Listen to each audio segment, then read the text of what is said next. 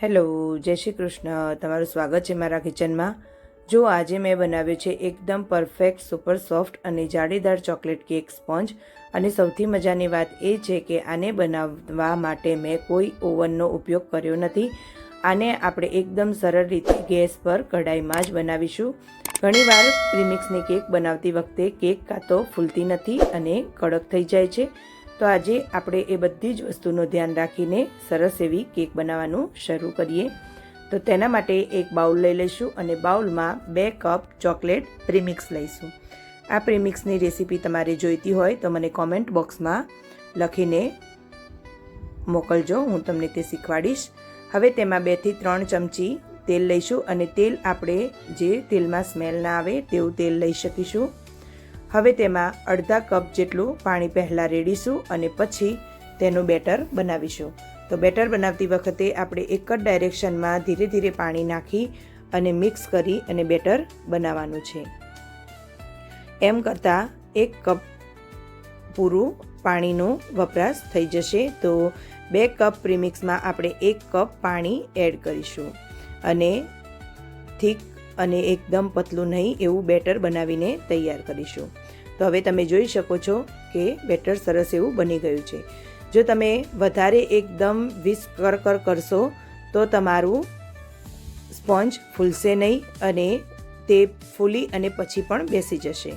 હવે એક ટીન લઈ લઈશું અને તેમાં નીચે ઘી આપણે ગ્રીસ કરીશું.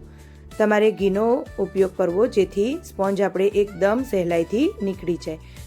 ઘીથી આપણે સરસ એવું ટીન ગ્રીસ કરી લઈશું અને પછી તેમાં આપણે જે બેટર બનાવીને રાખ્યું છે તેને તેમાં રેડી દઈશું. તો તમે જોઈ શકો છો કે કેટલું થીક બેટર રાખવું. આટલું થીક બેટર રાખીશું ત્યારે આપણો કેકનો સ્પોન્જ ખૂબ જ સરસ ફૂલી અને તૈયાર થશે અને ટીનમાંથી પણ ઇઝીલી નીકળી જશે. તો હવે બધું જ બેટર આપણે એડ કરી દીધું છે. હવે તેને આપણે ગેસ પર બનાવવાની છે. તો પહેલાં આપણે જ્યારે ટીનમાં બેટર રેડીએ પછી થોડું થપથપાવી લેવું જેથી તેમાં એરેશન હોય તે નીકળી જાય. તો હવે મારી પાસે એક ટોકડિયું છે જેમાં હું કેક બનાવું છું.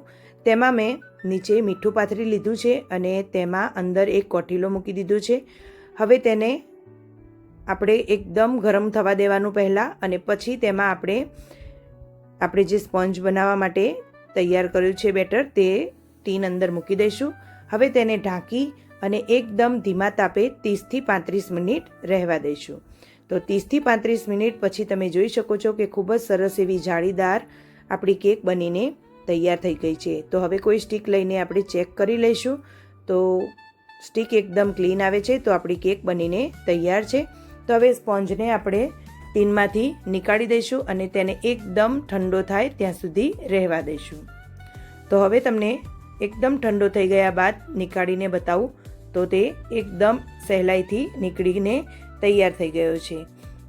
તો સોફ્ટ અને ટેસ્ટી ચોકલેટ કેક સ્પોન્જ તમે જોઈ શકો છો કે આમાં કેટલી સરસ જાળી પડી છે અને તે કેટલો સ્પોન્જી બન્યો છે.